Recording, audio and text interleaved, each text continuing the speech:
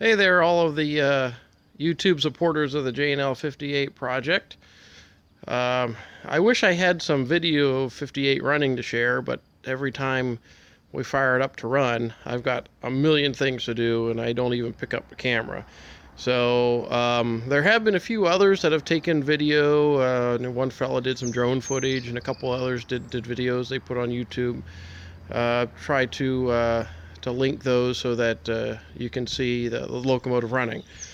At any rate, so since we've had 2 full weekends of operation on the locomotive, we're starting to do a little bit of tweaking of things that were put together, and then realize that maybe we can do things a little bit better based upon operational experience. So I'll walk you through and show you what what we've got going on with the locomotive right now. The one thing that we did is initially the whistle valve was up in the cab, and then a pipe came out here to the whistle, and this valve leaks a little bit, and so it filled the pipe full of water. When you go to blow the whistle, it would just be a fountain coming out of the whistle. So I took and yesterday moved the whistle valve out front here. Now that still leaves us with about 15 feet of piping back to the boiler, which of course water will the steam will condense in that. So what I have here is that we will have this copper line here that will run back and go to the mechanical lubricator, and come through the lubricator and out the back side to a steam trap. And what this does is that it takes steam from the whistle pipe down through the lubricator, heats the steam cylinder oil up, and the hot cylinder oil has a much lower consistency, so it makes it easier to pump into the cylinders.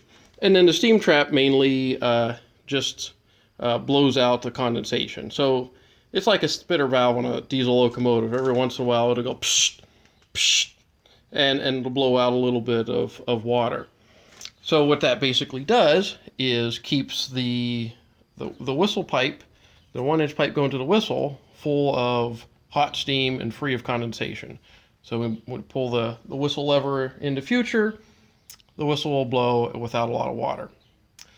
I do have to run a aircraft cable back to the cab and figure out a way to get it into the cab so we can blow the whistle, way up in the front of the engine. But I think I'm going to work on that this week and have that ready to go.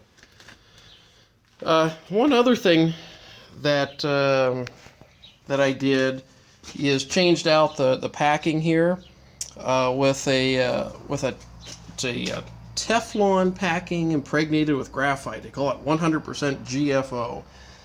And it's relatively expensive, but it's much more pliable than the stuff that was in there, and it's self-lubricating, so we no longer have to lubricate that valve stem. Also did that with the throttle valve, or with the throttle packing here. This here, and repack that with that same material, and hopefully, that'll get rid of this leakage. Get rid of this, and we've got a boiler badge plate to put on here, reproduction, but I didn't want to put that on until we get rid of the leaking, because otherwise it would just cover it full of scale. Let's see, so yeah, since we removed the whistle valves, there's now just a piece of straight pipe here, valve for the whistle. Of course, we got the steam brake line plumbed in. This is the lubricating line coming to the steam brake. This is our steam inlet. Then it comes down to the brake valve itself. This is released. This is applied. When it's in the released position, it basically opens up the pipe from the cylinders out to this drain. When it goes the other way, it then opens up between the steam line and the cylinder. So one way lets steam in, the other way it exhausts the steam out of the cylinders.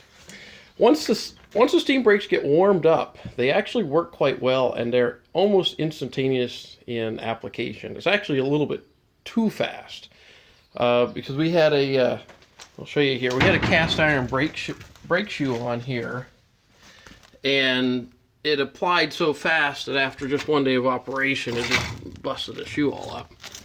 So I have high friction composition shoes, which are more of a, the same composition that brake pads are on automobiles. So it's got a little bit of give to it.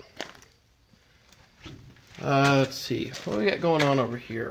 Not too much on this side. I've been messing around with the packing. On the videos, you'll see that we're exhausting some steam out of the packing here.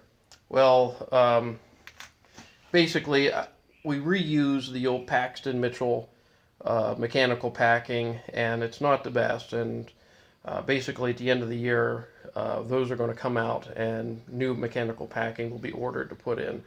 And that should help all that, but we'll get by with it for right now. All right, so we got some other exciting news. As you know, the railroad isn't very long. It just comes around this curve and goes as far as that white building over there. And our trips that we do, we run load the passengers in the car and then run them back and forth for 3 round trips, and that's basically the run. But we're going to extend this.